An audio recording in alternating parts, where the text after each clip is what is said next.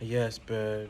J Love, J Dove, J Booze, J Boz, J Mizzle, J Zizzle, J Unit, J Cent. But today you can call me Dr. Love. Hey, hey, hey. I'm losing my lash. Hey, hey, hey. Goodies galore. Hey, hey, hey. How your mama and them? Hey, hey, hey. Hey, hey, hey, love a lot. Yes, bud. I'm coming to you. I'm bringing you the black love. I'm welcoming. I'm ushering. I'm losing my lashes. But it's all right, bud. It's all right. It's all good. We're good, bud. You keep your head up. Stay strong. Let the class begin. Let the lessons begin.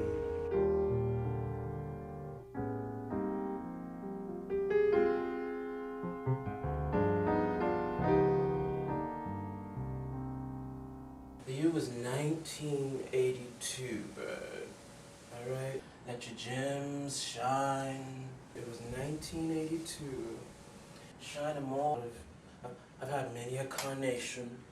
Incarnation. One, test, two.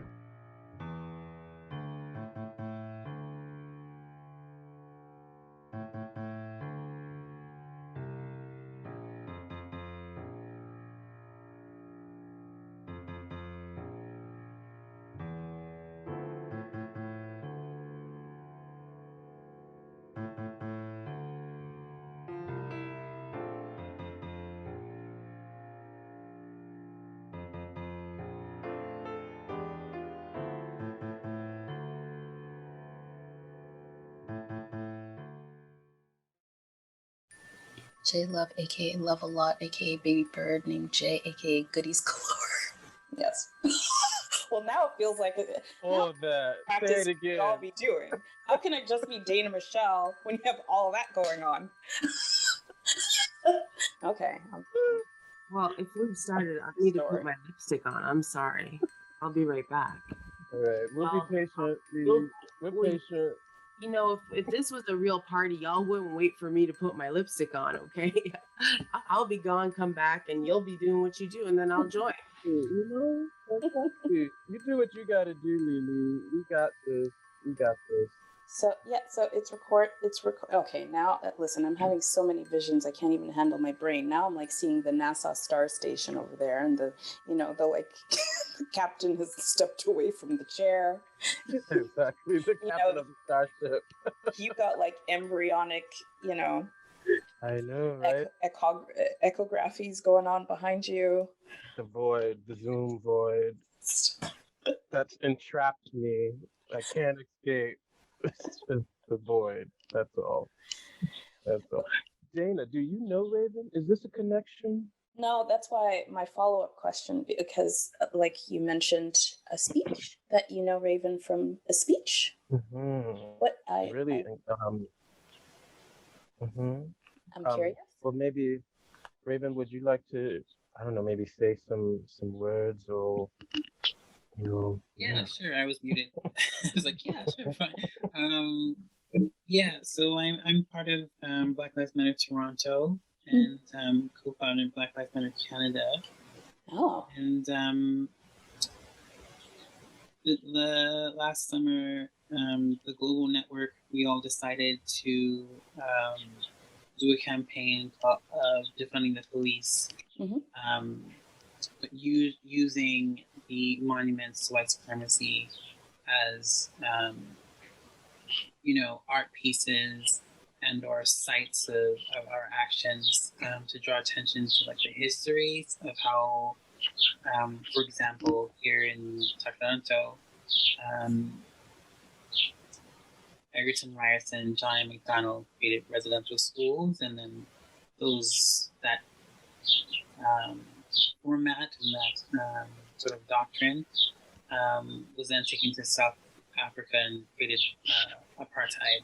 And so it's the way that we're all sort of connected to this larger sort of piece by these people who we celebrate, and their names are on universities, and the history is largely forgotten. To focus on like one of the major still rolling, still highly funded monuments to white supremacy. So we planned an action, and the action got chaotic because the police arrested 3 of the folks in attendance, and we had this huge rally. They were in, I think it was like 12 to 14 hours. They were held. They were freed, and then we had a press conference the next morning where my whole team spoke to the reasons for the art demonstrations, the sort of history behind it, what had happened the day before, all the different things that were happening, from George Floyd to Regis Christian's Duquette. So, and then I sort of it was a strange sort of experience because the speech that I had written and had planned, I don't think a lot of people heard that part. I had already spoken, and we were getting near the end of the press conference, and a reporter asked a question, and I felt like it bothered me because it meant that they weren't actually listening to everything that we had just said for 30 minutes. And it was like, they don't understand. And I was really tired, and I was frustrated, really angry, and I said I just have something to say, and then I spoke just what was off of my mind. And you spoke.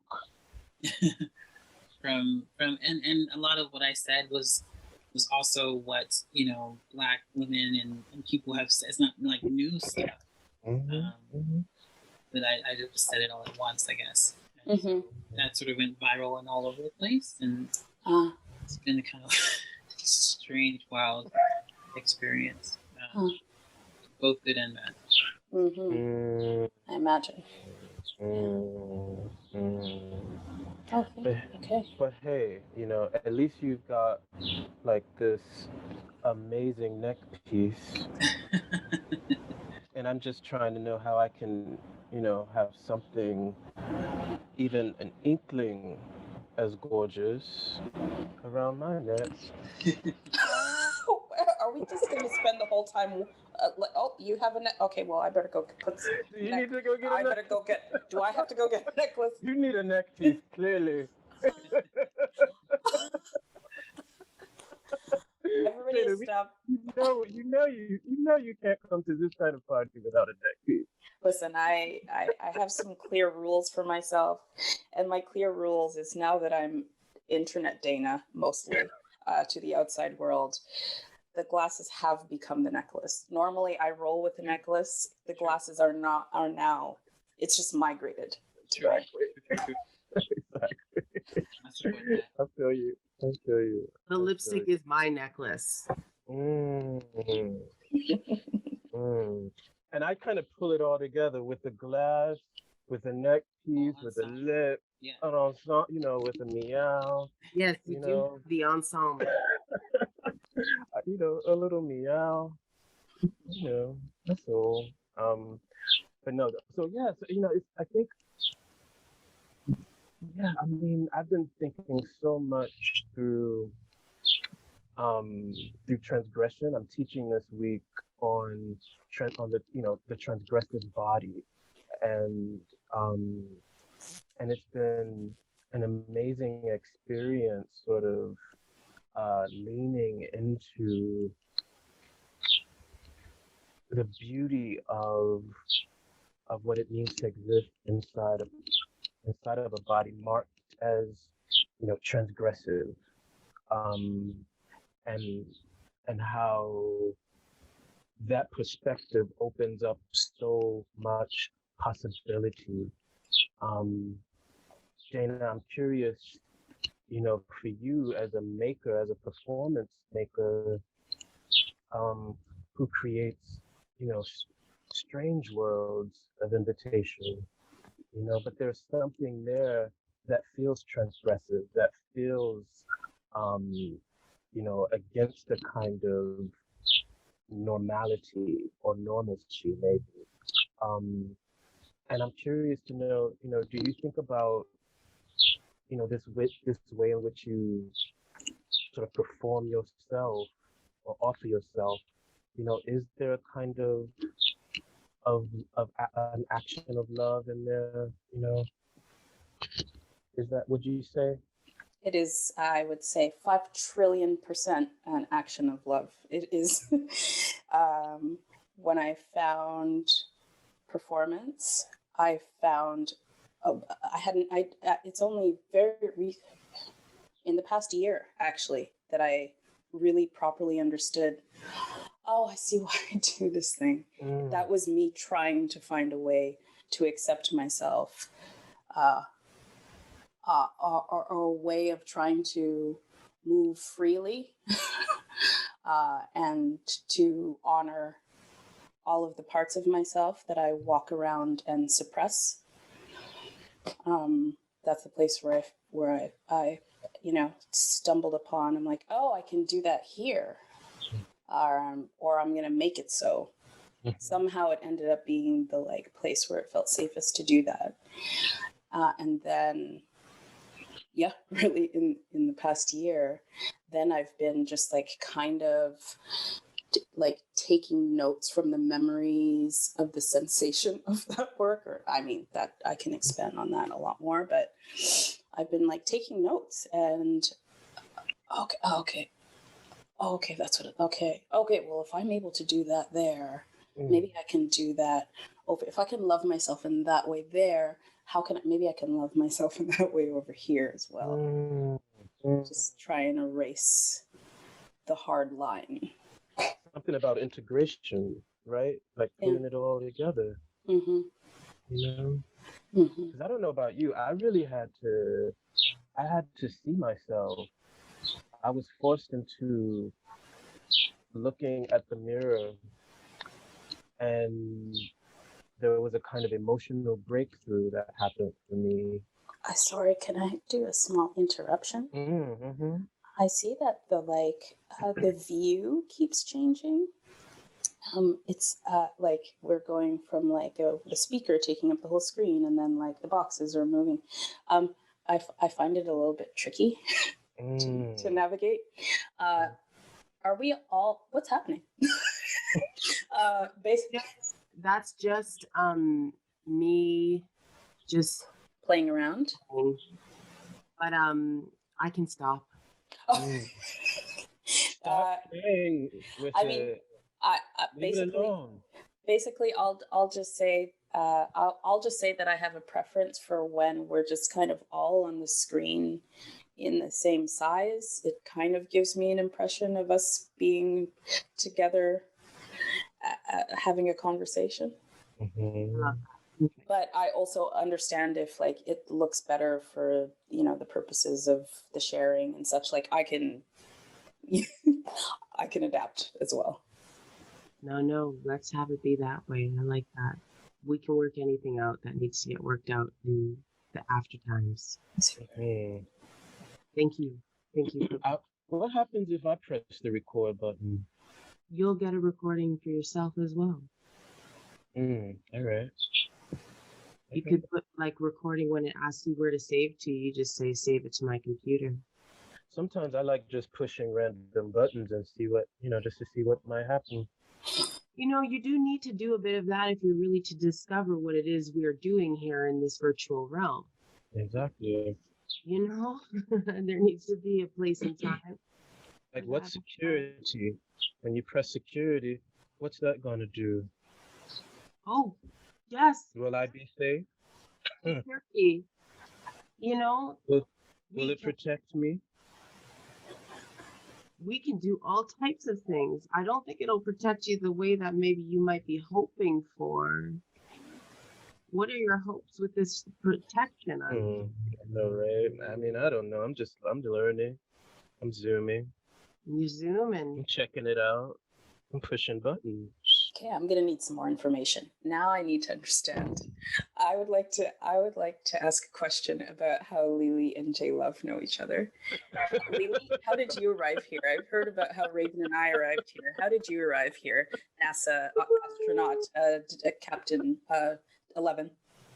Well, the only reason why I chose this backdrop was there's actually two reasons. One, because I'm not so fancy to go and find something. And two, because I really feel like there's something happening with this Zoom situation and my experience of the quantum field. Mm. So I'm literally just in reminding myself with this backdrop. But I will say that helicopter flight on Mars thing really made my mind spin. If we can do that, we can defund the police. Say that just maybe one more time. Helicopter. They where they basically we're like, okay, how can we do something with the least amount of money and the least amount of time? Let's just try something. Let's just try and see if we can fly a helicopter on Mars with the least amount of money and the least amount of time. And so it made them think outside of their regular availability of what they would do with all their resources and all their time. And the flight of the helicopter on Mars was successful, and they were very surprised. And so this is where we are, building it in up against the juxtaposition of what would it take to change policing and defund the police. If we can do that, then we can do that. Right? Yes. So how did I come to be here? Well, I don't know, J-Love, why don't you tell them? Because I have an answer, but I'm not really interested in my answer. Well, Dana asked you though. I mean, I'll say anything. I asked you both. Oh yes, it's both. Oh, okay. The question has been ejected from my person. The answers can come from Whoever can take it, take it. Well, Lily appeared, on my screen, kind of out of no place, really. And I was like, wow, you're here? You're part of this ensemble. I wasn't expecting it, but I'm happy it's happening. Yeah. And Lily came with a sort of like an engine. It was like, hey, we're for the artists. We're talking about artist equities. We're talking about space time, how it's being spent. We want to support and think equitably about this. And I appreciated that. And so, I've been standing, Lily, from the jump, What does Stan mean? Listen, I'm 90, so I don't know. I don't know all the things. Super fan. No, I thought you said scanning. Oh, We heard lots of different things. So, Dana, you heard what word? because I know that there's this thing, right? Stan, that's a thing. Scan. I don't know what it Did you means. hear Scan? I heard scan. Yeah. No, STAN. You did Tell say him, Rafe.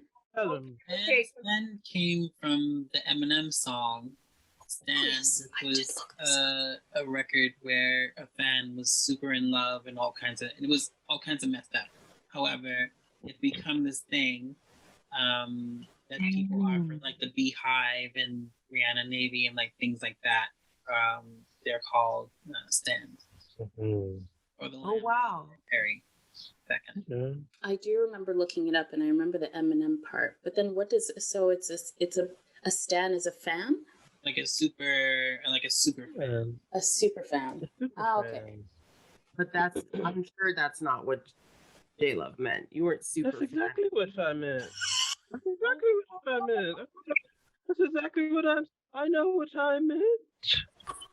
Turning a little bit like I'm getting a little hot. I said what I meant. I meant what I said. Well, blessings. Thank you. Well, I like J-Love's answer way better than mine. That's beautiful. I'm curious what you would have said. What might you would have said? I would have just said that I've been blessed. I've been blessed with an invitation. Place, space, and time all intertwined, and put me in your path, and then it seemed like the Mm. the right the right proposal for me to perhaps, you know, be here and be with y'all while we did this. Yes. Yes. I mean, I just love, I must say, I'm like, whatever opportunity I can have to be in the presence of beauty and blackness and possibility and, and love, like, that's really where that's just my spot. That's where I want to be at all the time.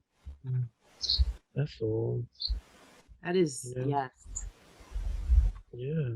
that is actually one of the biggest things that I found like was the gift with the pandemic, because it's been really hard for a lot of folks. It has had its own hardships for me, but there's also been gifts inside it as well. Mm. And I just feel like this thing where I've been able to choose, like I've been choosing like spaces of love, spaces that are, black, and spaces that are queer, or spaces that are disabled, spaces that are trans and two-spirit. I've been getting to choose those spaces more intently versus all the time having to go places and interact with institutions that don't represent me, that don't represent what I care about. And so I'm really grateful for this conversation from that place. And, I guess I just want to put that out to all of you to see, like, I know it's been a time with the pandemic, but how have you been able to choose love?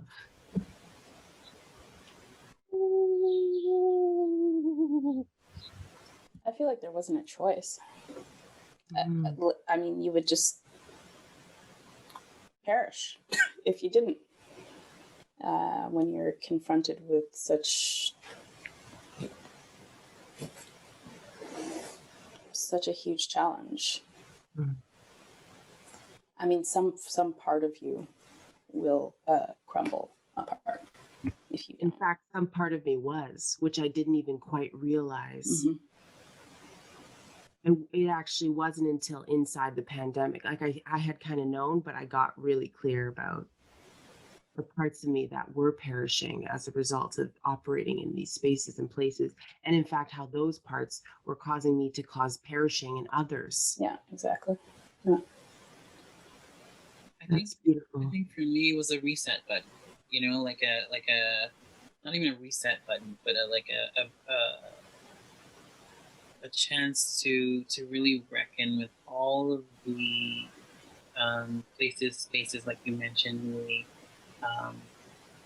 that I operate in, all the ways that power exists in my life, from structures to personal and all that kind of stuff, and then also um, the walls came down. I felt like all these lies, all these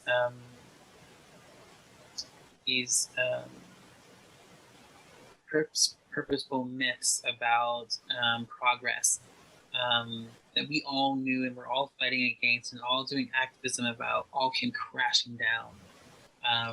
When we were talking about racial disparity, when we were talking about all the ways that colorism exists, and exotification, and all the ways that exist for us in the arts specifically, and then it smashes down, and you recognize around the world, all the ways that we aren't taking care of each other, taking care of the land, for example, because that isn't what is rewarded. What's rewarded is like Bill Gates stuff, it's like a kind of what can you consume? It's like the human race is quite parasitic in a way. And so it's a way for us, not everyone in the human race, to be specific, not everyone, but I just think that there are ways that we've forgotten, that the land provided everything that we needed at one point. to now be scrambling for resources and fighting and all the ways that we are fighting within ourselves and outside. So the pandemic gave me a chance to let go of what I felt like may be important in the world, which was like productivity. And what I could do and how I could show up and all that kind of stuff. And I was like, wow, this means nothing. Those 20 years of dance training and all that kind of stuff and all the jobs are gone. And then you have to sit with like who you actually are, like what you actually done, like what work you actually want to come back to. There's work that I did in 2018, 2019 that I'm not interested in doing anymore. 2020 changed all that. I can't go back into certain spaces and certain projects that I was only doing for money, or I was only doing for notoriety, or whatever reason it was. Even if it was just to pass the time, I was like, I don't have that anymore. I'm more intentional about all the people in my life, all the spaces that I'm in. And so the pandemic just highlighted for me the journey I felt like I was already on, but just sort of pushed it. You know how you can be at the edge of something for a while, and then it was like, no, you go, Mm-hmm.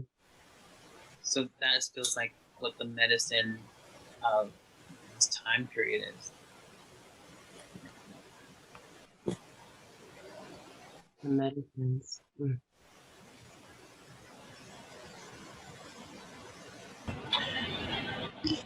That really resonates with me so deeply.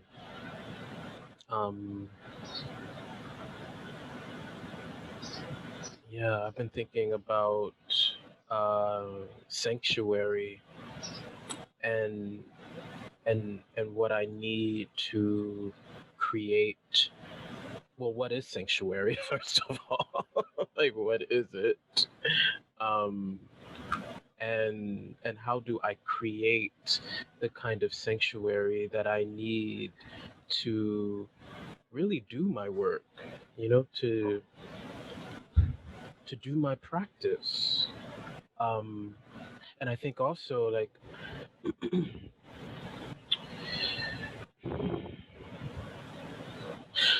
really getting to the core of what practice is now.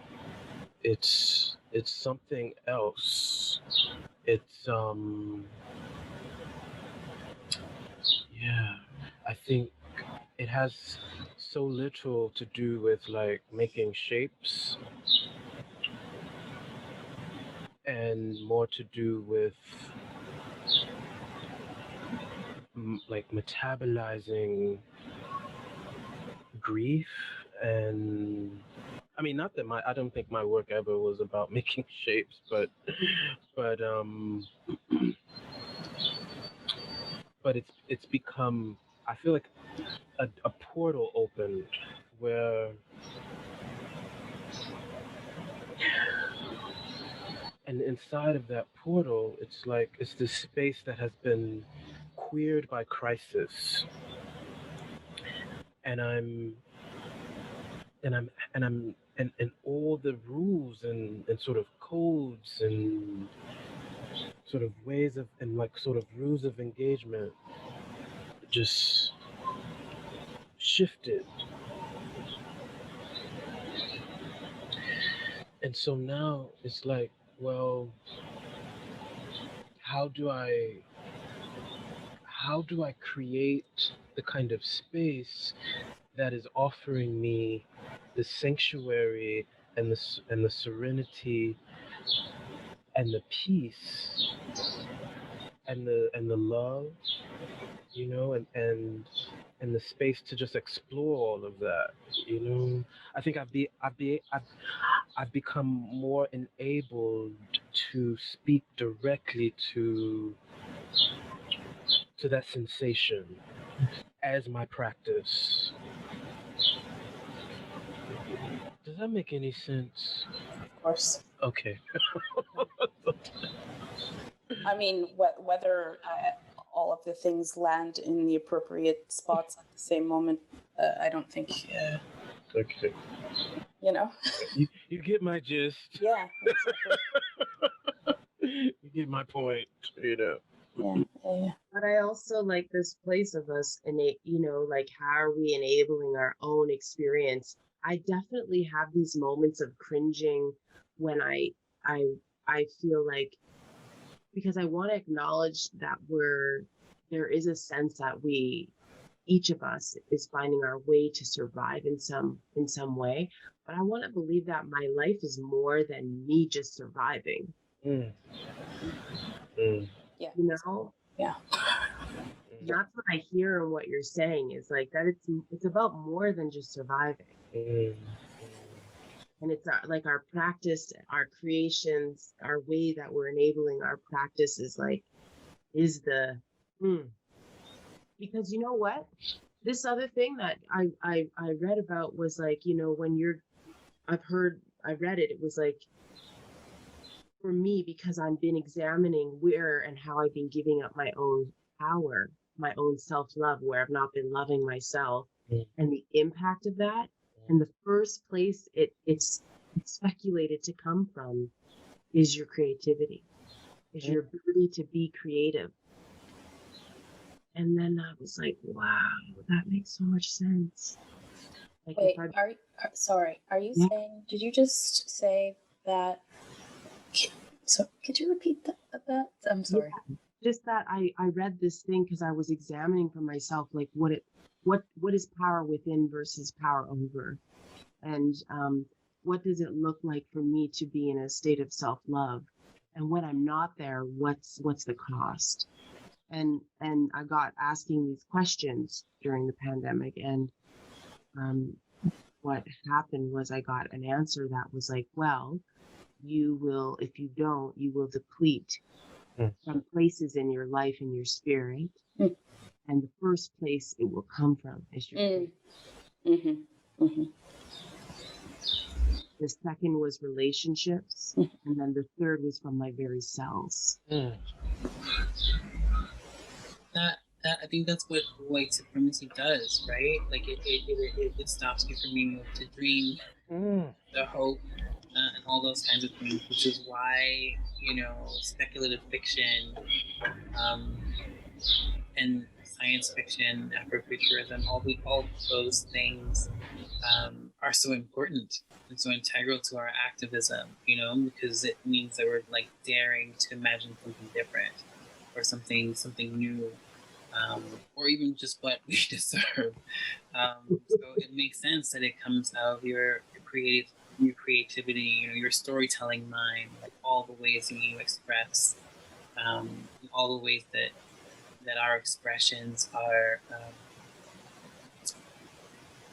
called vilified, or even when they're celebrated, the way that they're celebrated is still a kind of negativity. like oh, you're a boss, or you're like all this kind of thing. That means different things if you're different people. Mm-hmm. Shows up in different ways. So that makes complete sense to me. That's where it sort of comes out from you. Because if that's your love language, your creativity, your storytelling, your movement, your artist, then and love is what you're talking about is being shrunk by all these spaces and places, that would be harder to fuel or to to establish or anything like that. Ooh.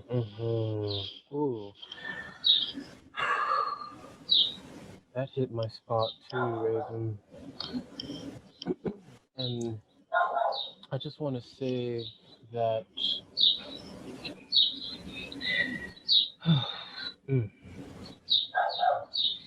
love language. Love language. I'm trying to offer some love to this dog.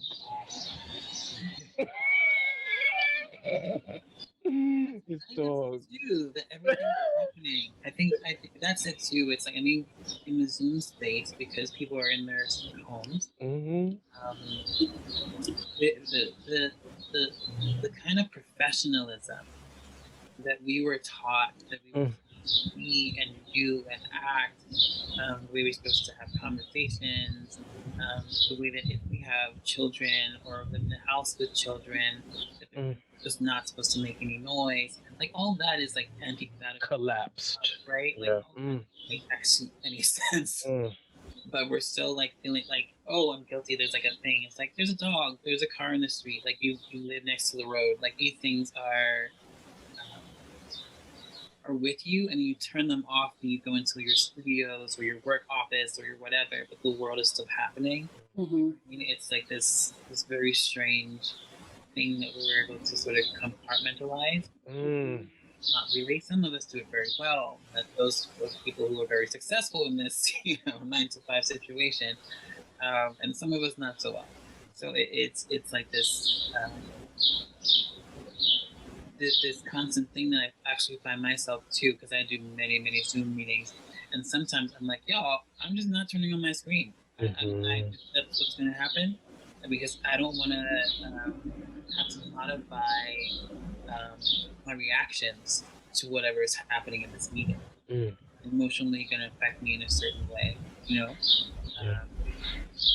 it's rare that I do that, but sometimes I do, because we're always aware of how other people are reading us, or from our body language to like all that kind of stuff. So Yes. that like self-policing kind of. Well, and it's one of those things where that was one of the best things that was given to me during this pandemic was my friend and colleague Nike Evans. She said to me, stop going off camera, Lily. You need to let them see what they're saying is doing.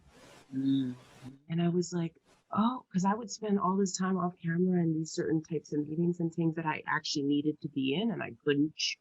Let me be clear, I'm in choice. I chose to be there, but I was choosing it, and it wasn't my favorite. Mm-hmm. And I would go off camera, and she's like, no, you need to let them see. Mm-hmm. Mm-hmm. Yeah, and it's also a choice. it is. There are days. And my thing that started to happen this summer and this year is that, as a trans woman in so many spaces, I'm always asked to sort of come into spaces to talk about diversity, but they've never thought about what that actually means for me to be in their space. They haven't actually made it safe for me to do that, but I am working with them to make it safe for other people who might be in their organization. Or who are definitely in the organization. And so my new rule is that if I'm uncomfortable, then everyone has to be. Until we're all not. And then we figure it out, because it's not just my grief. We're going to share this thing,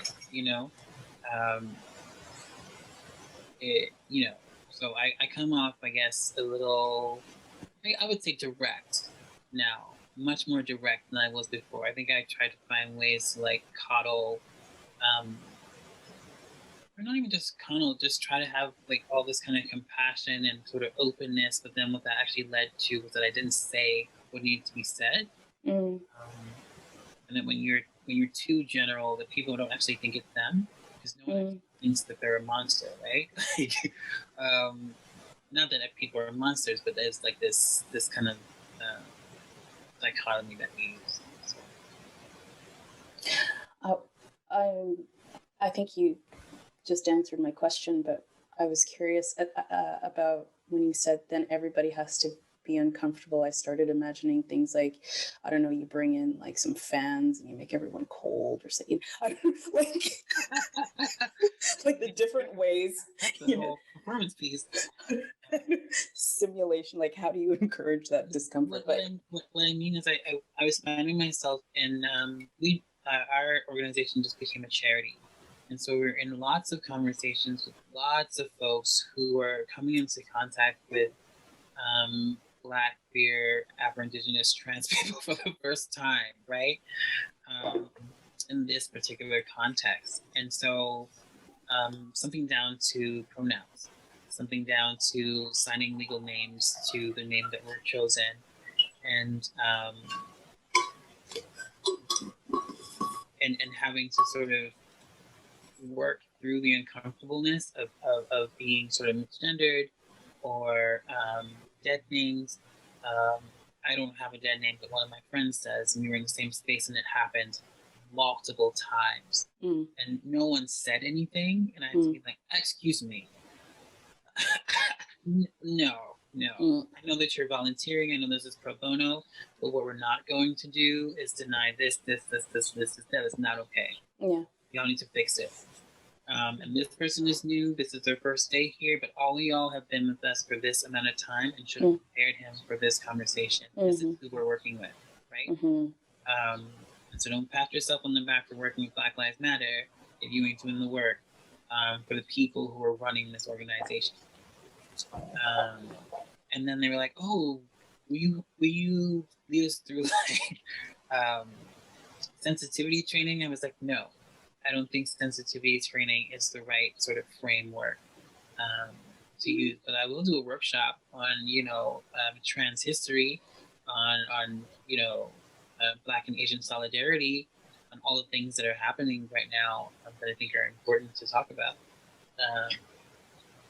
And how to create a space where you expect people to show up rather than just making a space that's queer friendly or trans friendly. It's like everyone exists in the world already, so you're creating your space and your organizations and whatever. You expect mad people and Black people and all these kind of identities to be in the space. It's work, but that's the work, at least for me.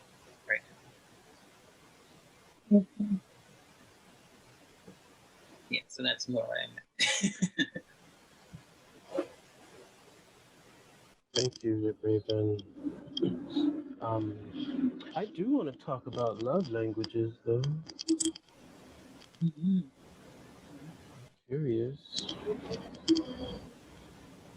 It's interesting because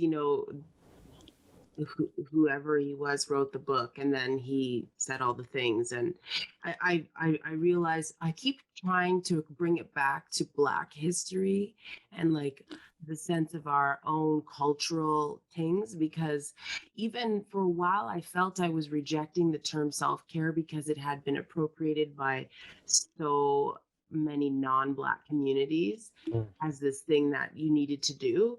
And then I realized I got regrounded in that actually that is a Black and Indigenous practice. We've always been caring for ourselves, but we've even been caring for each other. At times, sometimes before we care for ourselves. Or caring for the self through the other, through caring for each other, we care for the self. So when we say love language, it's like, what are we saying? Yeah, I don't mean like that popular stuff. I don't mean that. I mean your gift. I mean what you offer the world, like how you choose to express and show that. Because I've experienced so many different parts of your artistry from watching it, participating with you, like watching you story tell. To me is a love language, or at least it's received as one. And so that's more of what I mean. Your love language can be cooking. Your love like it doesn't actually mean like the what's that popular stuff? Like are you a giving person? Are you a acts of service, gifts, words of affirmation? That's not what we're talking about.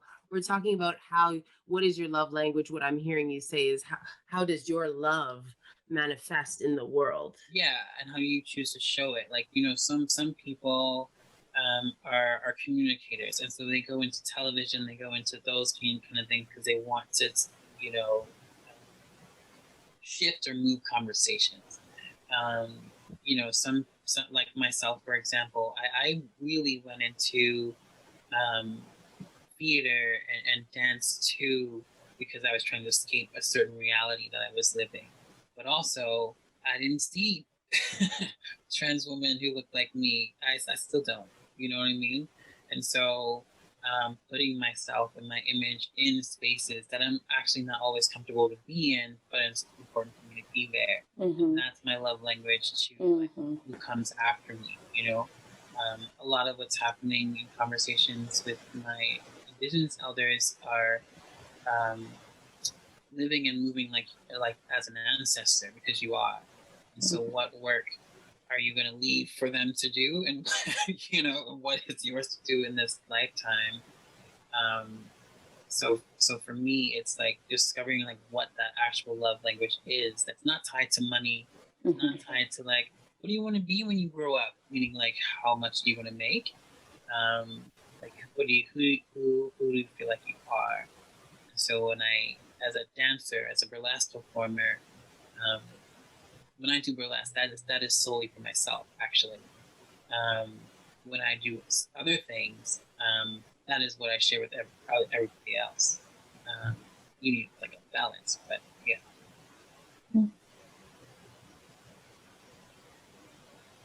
How about you, Dana Michelle? Dana Michelle, I got used to saying that in my mind. Check it out. Check it out. mind. This is what we're gonna do right now. We're gonna do a little something. We're gonna do a little. There we go. There we go. I mean, I don't mind Dana Michelle. I really don't mind, but Those neural pathways, they run tight. I know all about them. It only takes a little bit of time. So thank you, yeah. Dana. Thank you. What about me? My response to the love. Your love is manifesting in all these ways. I think what's happening with me right now is I'm listening to the questions. I'm listening to you all speak. I have about 5 trillion pounds of information that is kind of like pushing against my insides. And I'm kind of in a position where I'm like, I don't even know what I say this. I have this phenomenon less and less as I get better at navigating my mind. But I used to call it white pages, where there's just so much information that it just it goes blank. I'm not having white pages, but I'm having I suppose, wanting to enter by saying something that is not. I guess I'm in a listening mode, I suppose.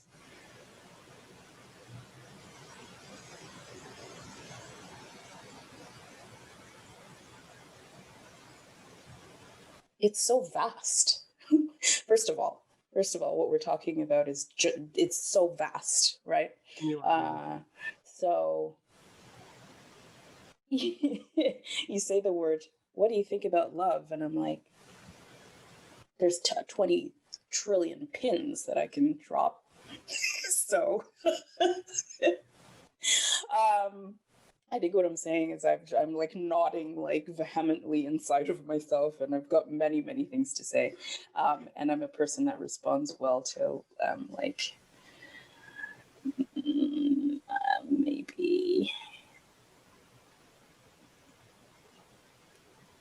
Can you questions? I respond well to questions. Well, that have more words in them. This is ridiculous. I don't know why I'm personifying myself like this. It's not true at all. I could respond. You could say mouse, and I could say things, but I'm listening to the beautiful things that you're saying, and I'm responding right now. Is what's happening. Great, perfect. We're on our way. I have been in touch with following deep inside of all of the things that you're talking about. And what I'm experiencing right now is just like a deep, like, look at how goddamn connected we all are. Look at this. It's so magnificent.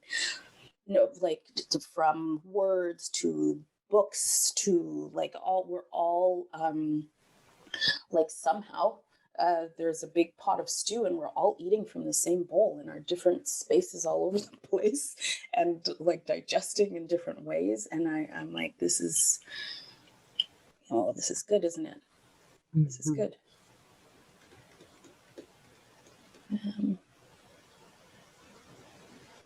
I don't think I addressed the actual.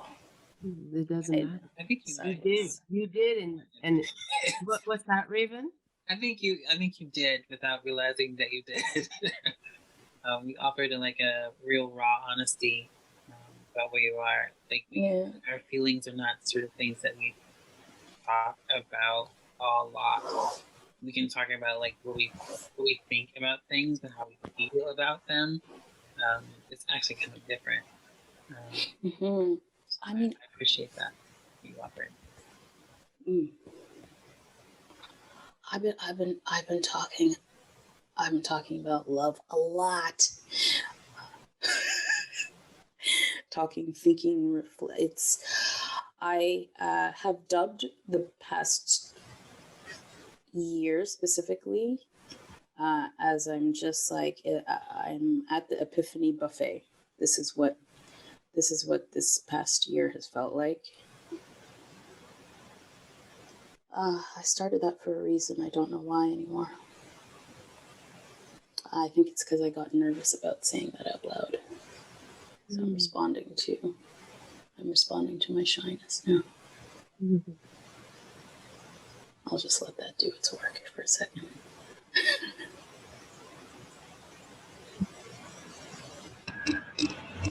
I too know this place called the Epiphany Buffet. I feel like for me there was this moment where I had to. It was like I thought there was only like 4 different vegetables that I could choose from, but then I went to the Epiphany Buffet and I saw this spread, and and I'm like, oh, that and that and that and that, and that's sort of how my emotional life has sort of epiphanated, if one can say epiphanate. But that's my emotional life, and all of these, like I just learned about compersion. That's my new word, my new What is it? emotion. What is it? Compersion. Compersion. Say it with me. Compersion. Compersion. Is that a real word? I mean, It is. gross, but you know what I mean. Just in terms of the fact that we're acknowledging As that if I didn't just make it, right? well, we're having a nice time, like where we are allowing ourselves to create words as we go. So I'm just like, It's compersion. It's a real word. Webster, can fend for me. It's real. It's in it. what does it mean? Compersion, but it's the joy that one feels from the experience of pleasure that someone else has been given or is experiencing. Huh. So the pleasure that you receive from someone else receiving their own pleasure. Compersion. Yes. Anyway, I just learned about it. But that's much different than just saying, I'm happy for you. What's the difference between compersion and an empathetic response? I mean, it's a specific empathetic response. Maybe that's what it is. Maybe I just answered my own question. I relate. Sometimes having an empathetic response for me does not correlate with joy. Yeah. So I think the joy part is the compersion part. Yeah. I mean, I question. I'm a Virgo. I question like everything. So, like, what is empathy? What is it? Like when we talk about it, like I mean, like the verb. Like, what does that actually look like? Because I actually feel like people think that a lot of activism has been focused on getting people to empathize Hmm. with the plights of other people, but I actually think that work doesn't go anywhere. um, Well, it needs to be delivered well. well, yeah, because I think that when people feel like they're empathetic, then that gives them this sort of unfortunately, I'm also kind of a realist, pessimistic a little bit. Hmm. So it in general, it gives them like, oh, I empathize. I know how that feels. So then I can tell you my idea of what will work for you. It becomes like a system of control, actually. Mm. You see, like with all the conversations that are happening right now in terms of Colombia and the elections and the all the things, trans kids, indigenous women today. Um, I feel like everyone is just like, oh, empathy, empathy, and like empathy doesn't keep people alive. Like it doesn't really do that. Um, I look more to like MADD communities, disabled communities, because they have figured out an interdependence, like a way to work together, build together. Indigenous people, a way to work and build together, in general. Um, like understanding that we like the like the like once enslaved and free Africans who built Africville, for example, here in Canada, who understood that they were each other's currency, and that's why it was the richest place for Black people, because no one actually went hungry, right? But now it's like really different. We have more empathy, though. You know what I mean? It doesn't actually require any work. I think it makes people feel better about feeling bad about something. Like, anyway, I'm not gonna look it up, but but yeah, it makes people feel better. I'm like, oh, I'm so sad. I'm like, I cried too, and then it becomes like, I don't know. I just No, I appreciate you sharing that. Go ahead, yeah. I mean, empathy is, I mean, it's not work, right? It's a reaction. It's the very beginning. It's a precursor to the actual work. right. So in that respect, exactly, people can get confused with thinking that, oh, I'm empathetic and therefore I've done my job, And as you said, Lily, empathy can manifest itself in all kinds of ways, that can and cannot be helpful, and can be the very opposite. Exactly. Can be the very opposite of helpful. Because I think there's a difference between being empathetic and being an empath. Like, those are two different kind of functions. So I'm talking about the more general way that we talk about, like empathy as this sort of solution to the violence that we experience in the world. Yeah, that's a very interesting proposition. I don't think it makes much sense in that way. Sorry to everybody who's been using it and creating it. It's only a way in. It's only a way in, but it isn't even necessarily a way in unless you have grounded in your own personal experience of what it's like to feel harmed, to be invisibilized, to be silenced, to be erased. Unless a person can connect from that place, because it's one thing for me to look over at any of you and be like, oh, there's you over there having your experience, versus, oh, wow, I can really tap into my lived experience. And maybe it's only I was 5 years old and my parents told me to go away, not now. And I felt like I didn't exist. Maybe that's the only time you've ever really felt that in your life. But that's what you need to know in order to understand the plight and also what you are imposing on others. Only a way in. Yeah, like that deep self-reflection piece, I think, is missing. Yeah, I don't know. I even just allyship and all the words, all the buzzes, all the identities, capital I. Jargon. you know, like I just I feel like they're medals or something. And everyone's like, oh, I'm I'm the activist, and I'm the, I've never really identified as an activist, even though I do a lot of activism.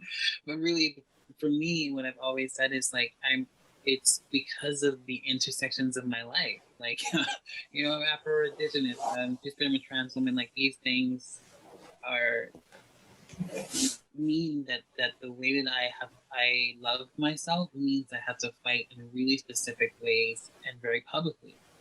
And so when we are, you're Black or Indigenous or people of color, there's a way that you understand empathy in a different way.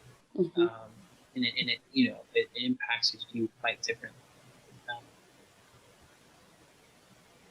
But yeah, I think when we're talking about love, when we're talking about different people's relationship to love, I think people can manipulate love. There's all kinds of stuff out there. But if you want to get to like what is pure love or whatever that is, I've been reading this book. She has a couple books from Sonia Renee Taylor called "Your Body Is Not an Apology," and it's really like fascinating because at first, when I got it, I was like, yes, I'm gonna radically self-love myself. Like the first paragraph is just like, actually, that's not what this book is. And I was like, oh, well, what the heck? What am I doing? But then I was like, oh, like we always feel like we have to earn the right to love ourselves, and I was still operating in this like, oh, I'm gonna earn the right to love myself after I finish this book or after I do that job. Right.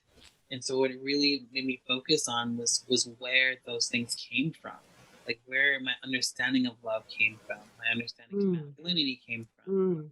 Because I wasn't in charge of who taught me that, Whereas as a trans woman, I have intentionally chosen the parts of femininity that I appreciate and want to amplify. Does it make sense?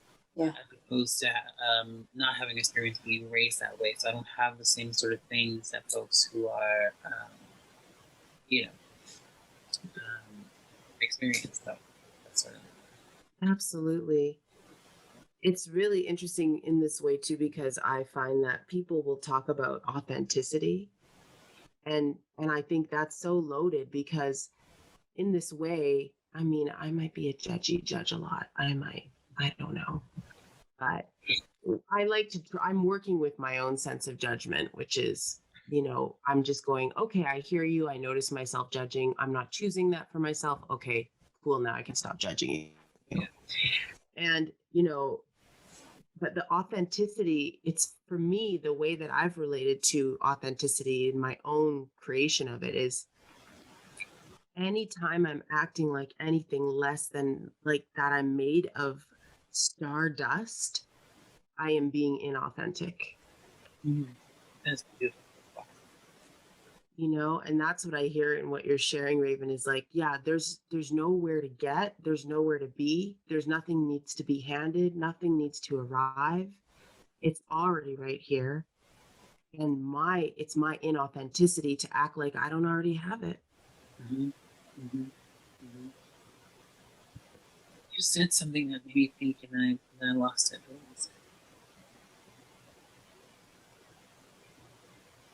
Authenticity. I think that authenticity has been weaponized, and I'm talking about within our beautiful Black communities. It has been used as a form of stay in your lane type of things. Oh my God, so much. So it's like if you look this way to me, then you should act this way to me.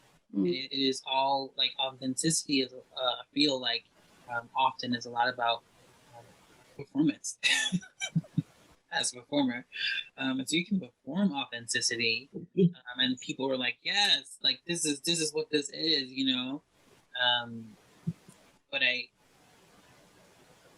I've just been dissecting what that is for myself. Same. Yeah, because I don't think that is, and then that's from someone who has lived in like Bermuda to Atlanta, Georgia, and experienced blackness in two different, Hmm. from the South to over here. Oh wow. Like it's so vastly different, those experiences, um, and what is authentic to all those different people Mm. is so different. And so who you feel like you have to become to be authentic to the people you're around, is often not about you. Mm. You know. Oh my God, this is taking me back to the when you interviewed me, J Love, after Yellow Towel. It's just like directly taking me back. Jesus. To this whole like me feeling like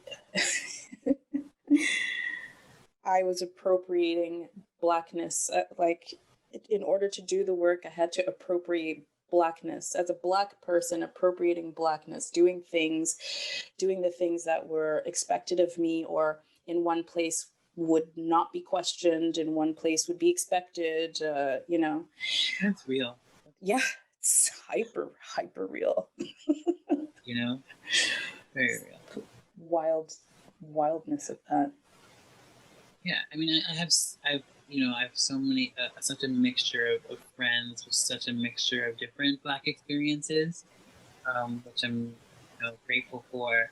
And so having folks who grew up over here in Canada, for example, who went to all white schools, that was not actually my experience, like at all.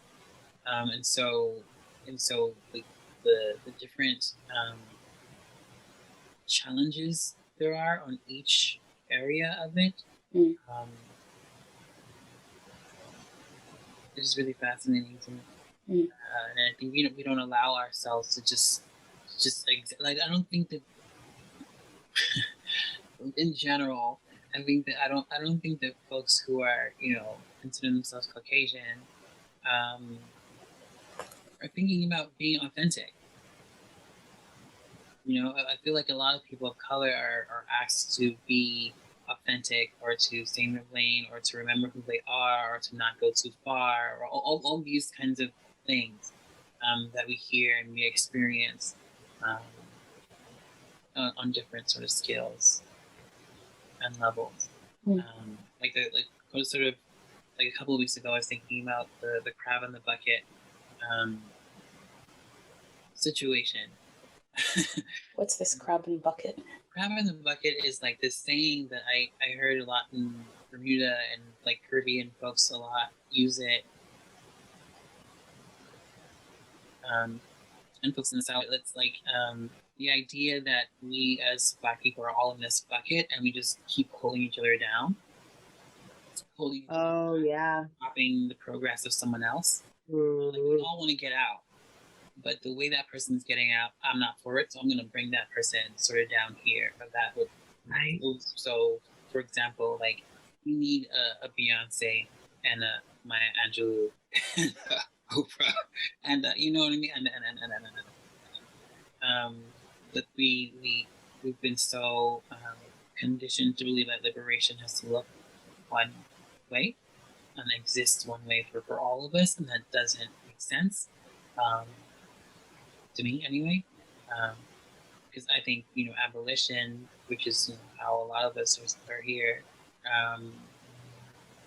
was actually about safety and not about control. It was also creating collective safety for Black people. So anyway, that's sort of sort of spiel on that. And I was asking a friend of mine, Dainty Smith, what she thought about that, and we were just kind of going back and forth about like different sayings throughout history of like, we kill our heroes and things like that, because I was struggling a little bit. We mentioned my speech earlier. I was struggling with how honest I can be in public.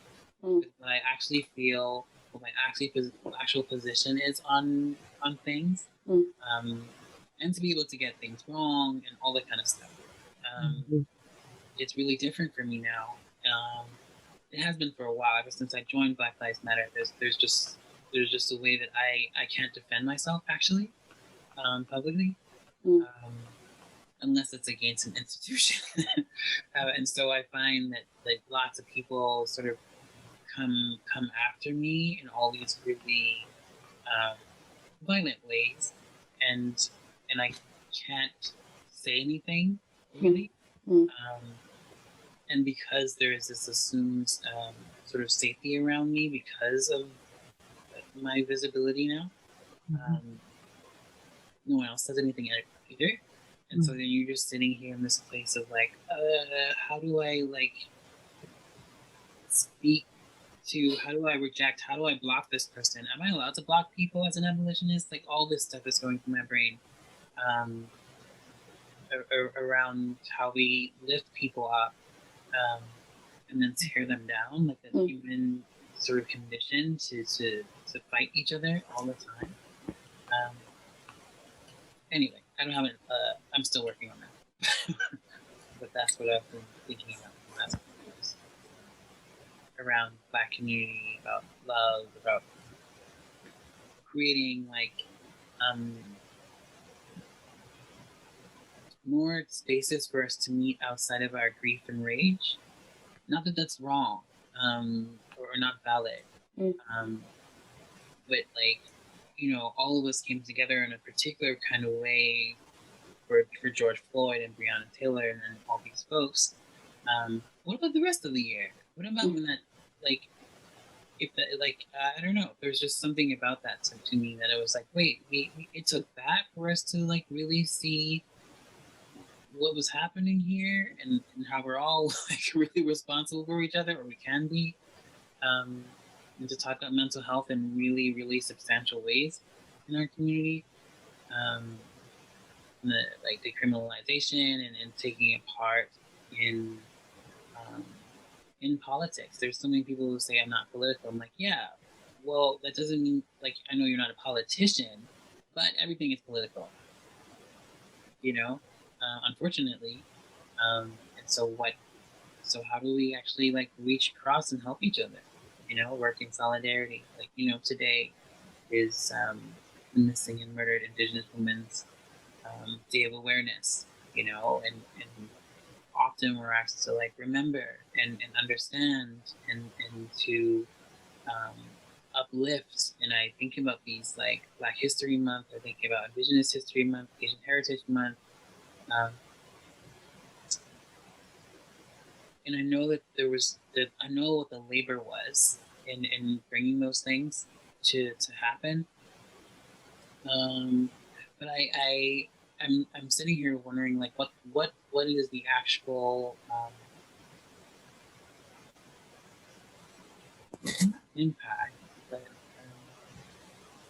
deliverable of those months. Like what do they actually do, and like what does Black history do for Black people in this day and age? Other than learning about history, like what policy shifts, like what happens for our people across the world. I don't know. I've just been like sort of thinking about these things. Not that they're not important, but like what do they actually mean? And what are we doing with them? What's the action? Exactly. I mean, that really lands with me, Raven, in that, you know, sometimes I question if the tools that we're using, if the activist tools that we're using are sufficient. You know, like because if they were rendering other outcomes, then would we be still in this fight? So I'm wondering, and this is what I hope the space of the artist can propose as a way to think beyond the convention, and beyond and otherwise and around what has been abled as the way to do this work. What other possibilities are there to do this work? Um, yeah, yeah. I think about that. I think through that.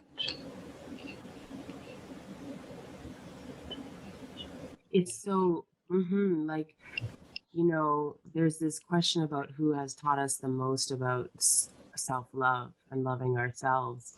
And I think, like, in my process of my own decolonial praxis, it's like, how am I centering my own experience? How am I centering that of Black, trans, Two-Spirit, Indigenous, disabled, parents, queers, deaf, mad, all of us, undocumented, whatever it might be. And that's teaching me love. I look to those people. Honestly, I've been so fortunate because I've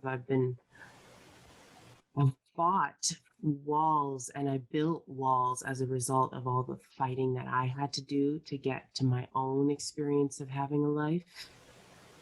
But I've taken time now to take those walls down and notice them.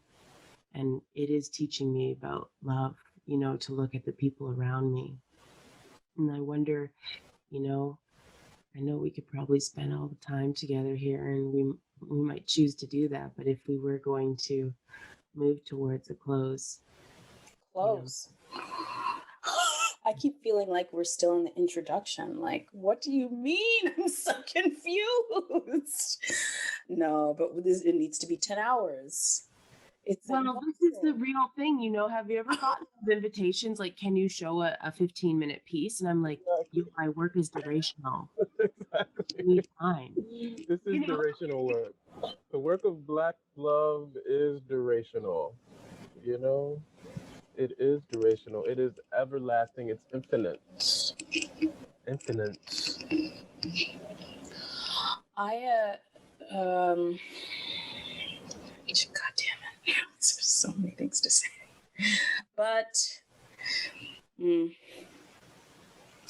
okay. I'm happy to stay here, just so you know.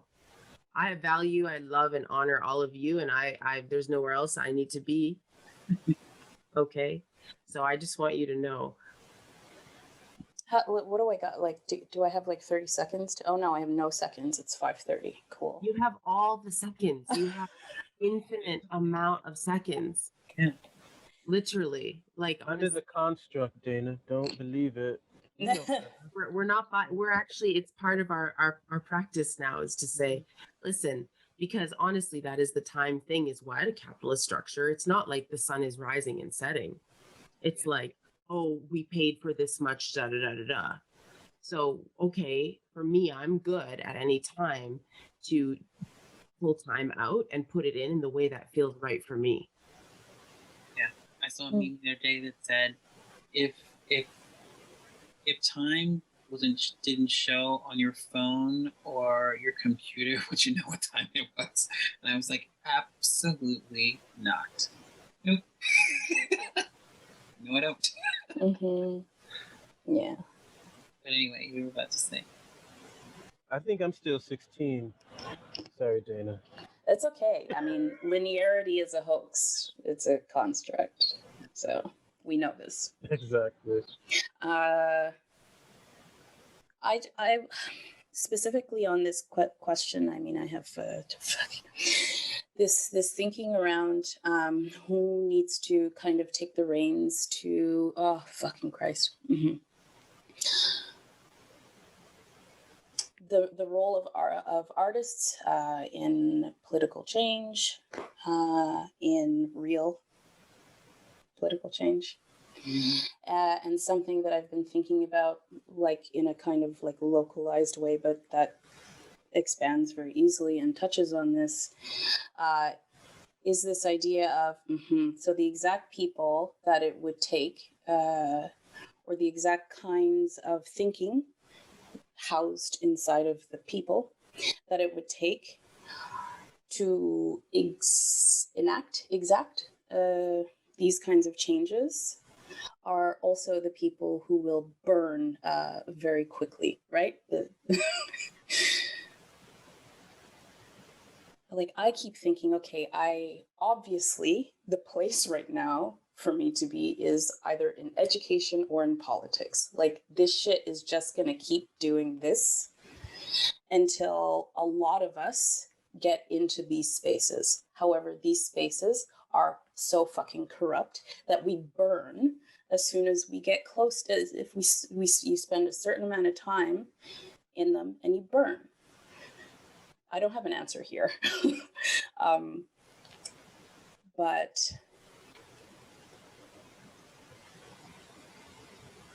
I don't have an answer. That's the sad, that's the Well, sad and truth. there's no answer needed, really, right? Is there?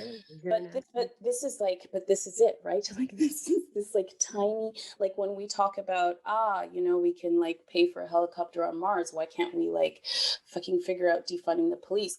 We can like spend this amount of money, because it all lies in this fucking tiny grain of a kind of puzzle that I wonder, can it,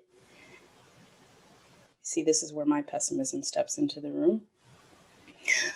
And my pessimism is now kind of been backed by this. I'm reading about the theory of positive disintegration, which is just like so fucking nourishing. I recommend it. And, they're talking about the fact that different realms of thought, the different like realms of development of like human and not personality, psychological development. And typically the people who are in these big roles are in these roles because they are trying to enact a kind of uniformity which crushes people. It takes having large chunks of processing, perceiving and understanding in order to even make these systems. I don't know. Like, it seems like an impossible puzzle. I mean, it's built. And I think that's by design, right? Like, exactly. These systems aren't about safety. They aren't about what we can do as people. That it's not really what they're about. I think that they're largely like publicized that way. It's like your question about why can't we defund the police? We can. Like we actually can. It's not exactly. an impossible thing. Exactly. They don't want to. And exactly. So what I've been really thinking about is like, okay, then where is the work here? Mm-hmm. I don't like to waste my time. This is exactly selfish, right? I don't. Yeah. I don't. And I'm saying this as anyway. Blah blah blah. Mm-hmm. I'm just gonna say. I'm just like, okay, another march, great. Another rally, okay, fine. Another petition, all right, great.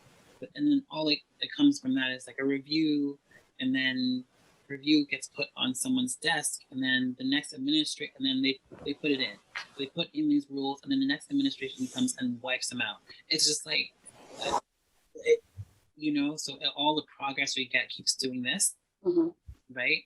And so you wind up in this cycle thinking, oh, we just have to convince the next administration how important it is to continue this kind of thing. And so they keep us busy, right? Mm-hmm. Yes, busy work. And I think that what the work that I'm encouraging folks to think about is like the gentleman who was creating the tiny homes, like what are the ways in build Black power and indigenous sovereignty and resurgence outside of capitalism.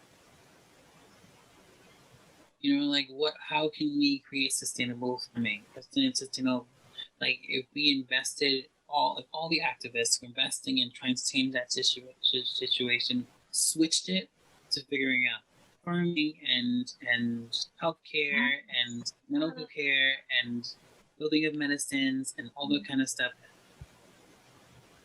Well, because they weren't designed. Yeah, they weren't designed to do any of the things that we need. As Lily mentioned earlier, our creativity has been squashed. And so we can't imagine ourselves differently. We can't imagine a time without the police, but it already existed. Like, it already existed. There was a time without them. There was a time before these systems of oppression. There was a time before slavery. Like, like the world didn't begin with that. Mhm. And so these are things that have been imposed on us and in our ways that are judgmental, and the ways that we are sort of carceral in the way that we treat each other are all parts of that system, right? Mhm.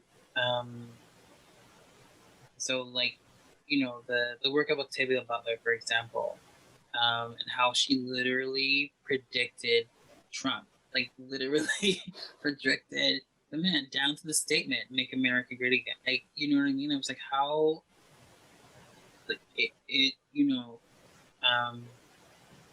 and so how like we need to invest in creating societies and these ways of living and working together. Yeah. That are outside of that, but it's devastating because that means you might have some, like, your childhood dream, right? Like, if your dream was to be Mariah Carey, you might have to drop that to farm for the revolution. You know what I mean?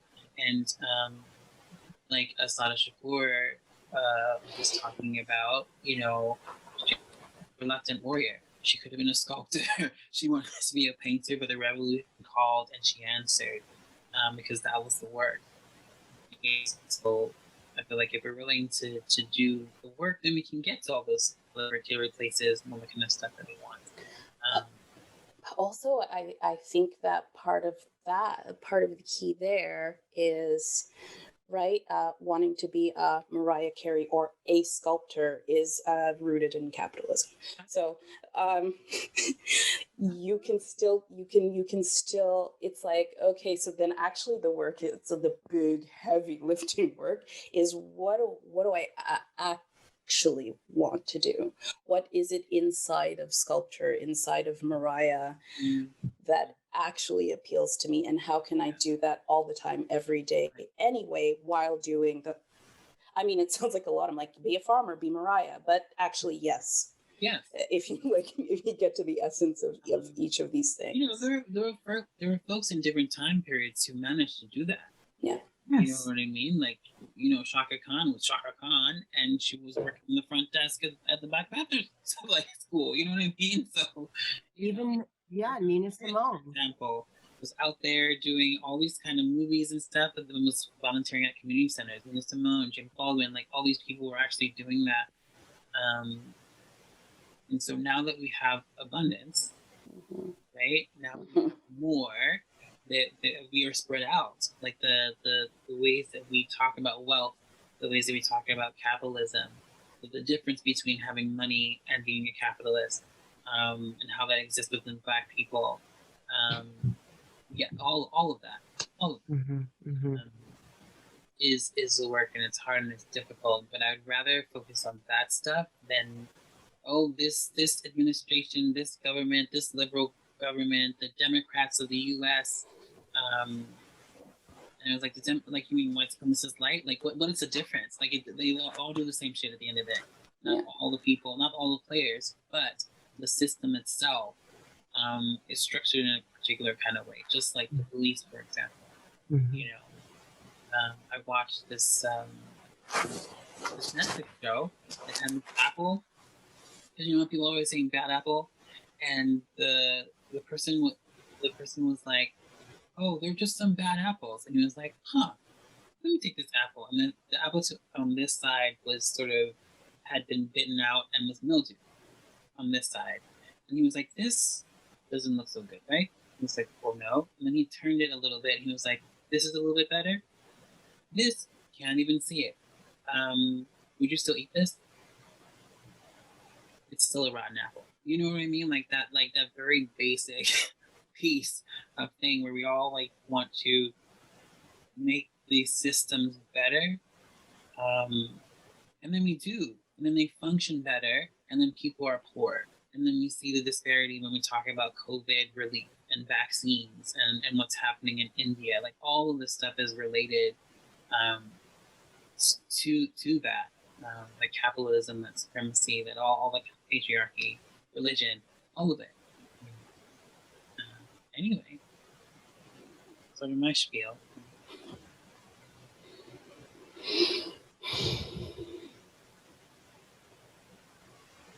To answer your last question, Lily, I think, when we were talking about Black love, I think that is really specific.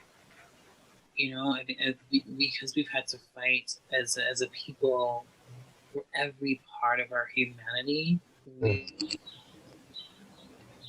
Even when we hate each other or disagree with each other or are problematic, it's so much deeper. Our relationships with our sisters and our kin affect us in really specific ways.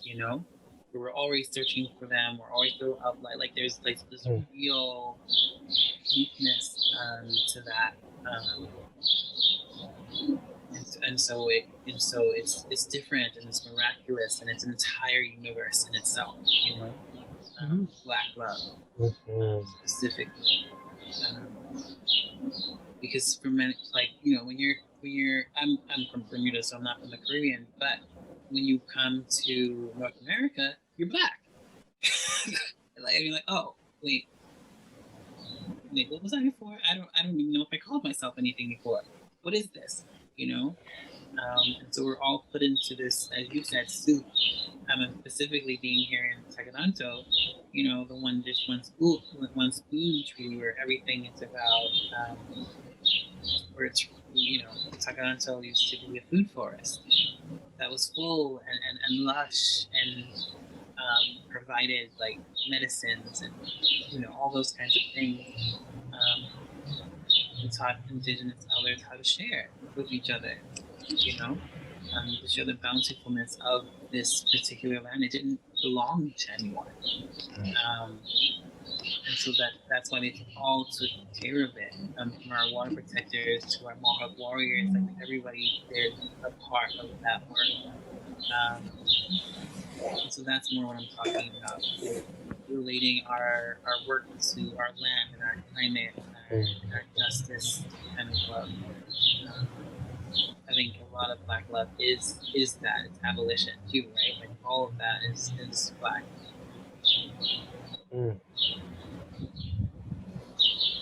Yes. How to present something different, how to present something beyond, how to present something else. I feel like exists inside of this conversation of abolition. What else sort of is risen from that space? I know we're sort of pressed for time. Maybe I did have a provocation. Wanted to offer a provocation. Provocation on Black joy as a protest that must be protected. It requires constant spiritual conjuring and attention to embodied survival. I feel my Black joy the most in the depths of loving, of creating and healing. This beauty I have come to understand is a kind of undeniable truth-telling to myself and anyone else who might want to listen. Black joy as a birthright, a duty I must fulfill within myself, to fully be within myself, my raptures, my poetics, a testament of self-love as resilience, as resistance. Listen, I am speaking about a world of feeling, a a spiritual excellence that can only arrive in sensual attunements between the self and the earth and the universe. When feeling becomes a presence so intense that everything that has ever been past or future must take rest. And so I just want to thank you all for joining this conversation, this syllabus, this proposal on Black love, on Black joy,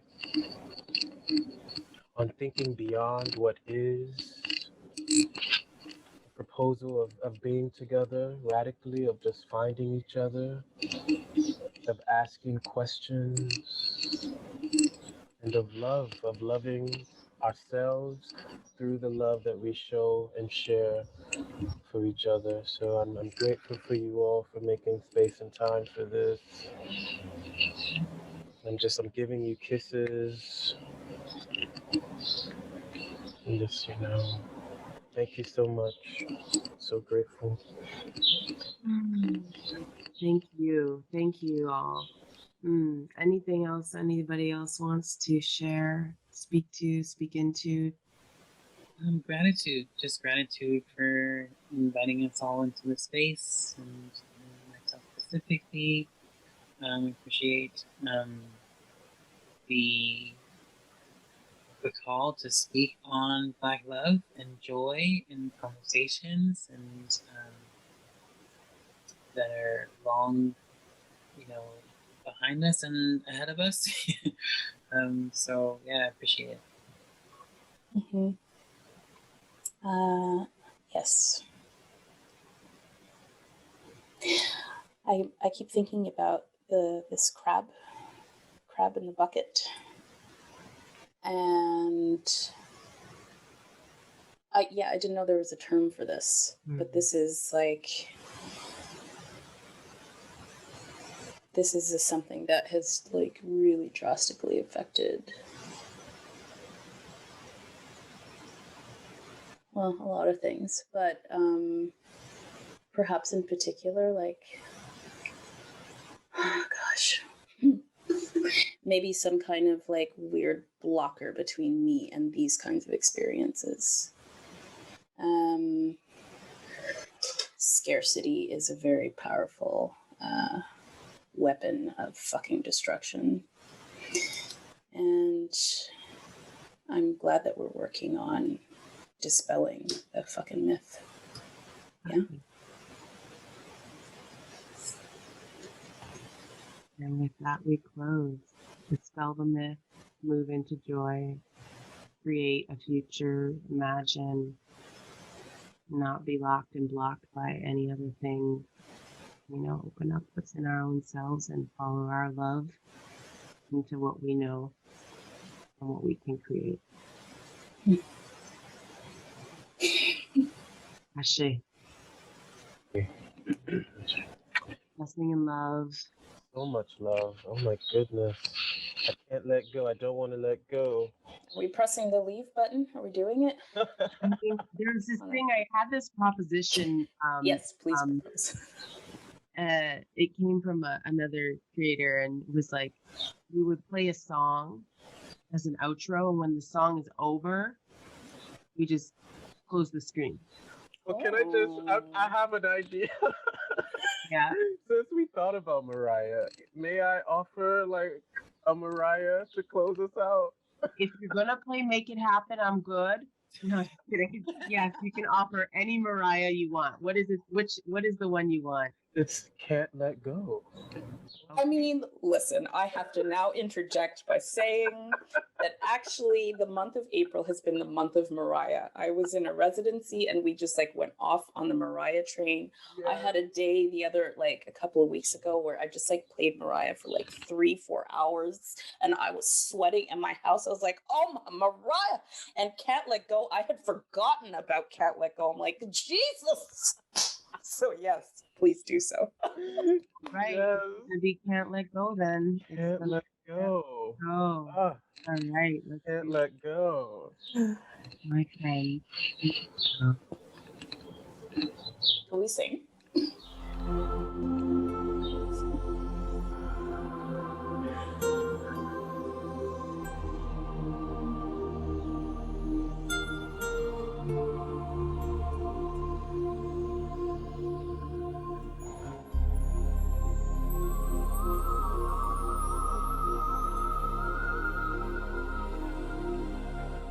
I won't be able to just like control myself and like sit here casually.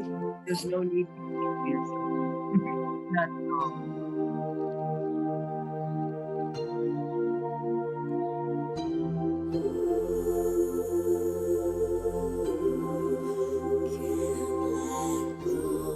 We're gonna listen to the whole song.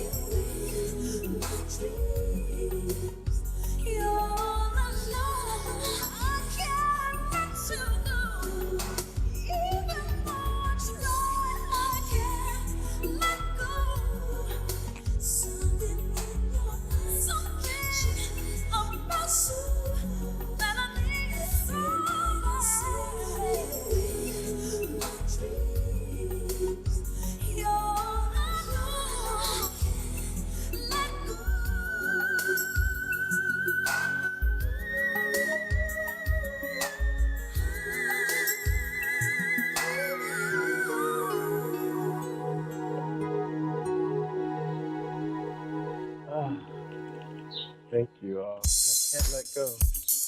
Oh my god, what's gonna happen?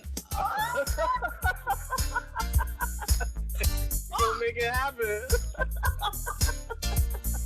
All right. Bye. Bye, y'all. Bye. Bye. Bye.